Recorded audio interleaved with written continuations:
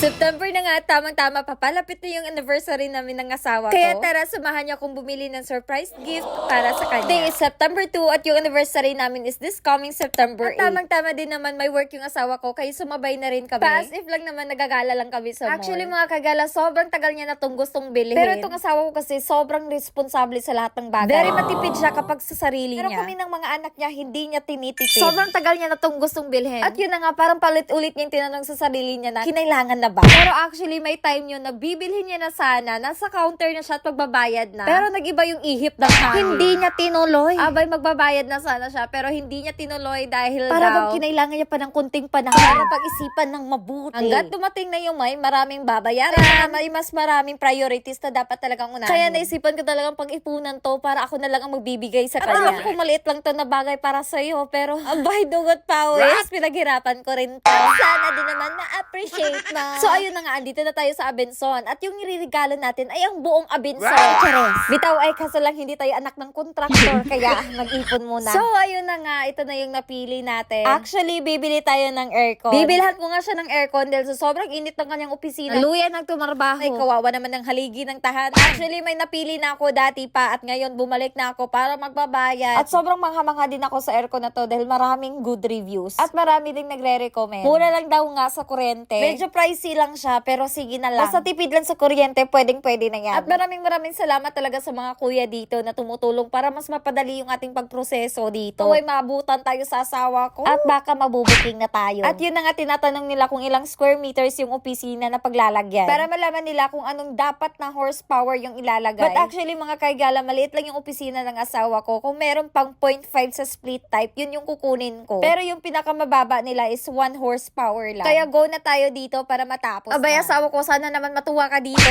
Effort na tong tao dito.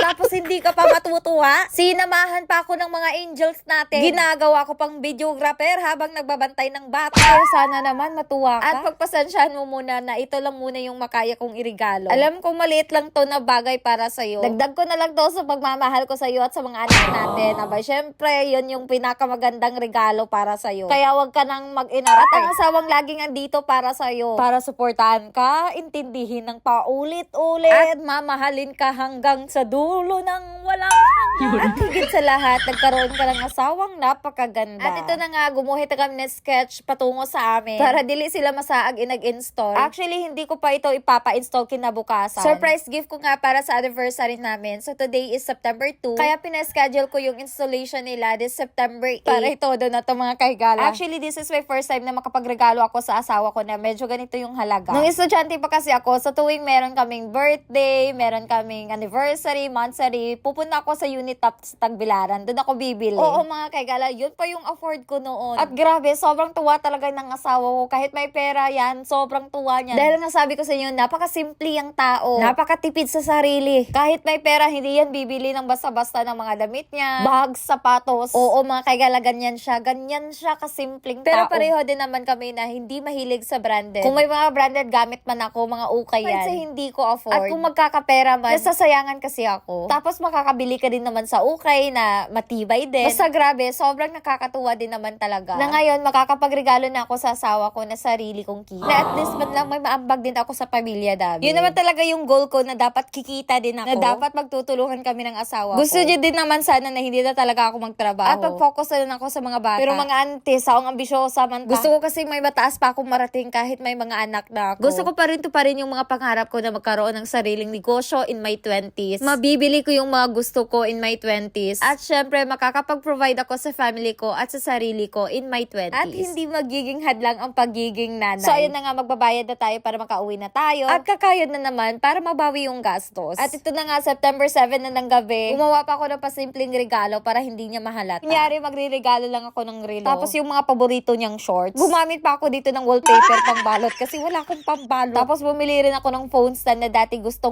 niyang bilhin. Matagal niya na rin tong request sa akin. Pero hindi to mga free samples ha. Sinadya ko talaga tong bilhin. So, mo na lagi na nga, importante kayo ang phone stand mo. Nang gipalitan ako siya lig-on nga phone stand. At ito na yung kinabukasan. Mura mo nizag amaw. Ano ka? So, ayun na nga, hindi ko alam kung bakit niya ako laging tinatawanan. At parang nalaman niya na itong pa-surprise.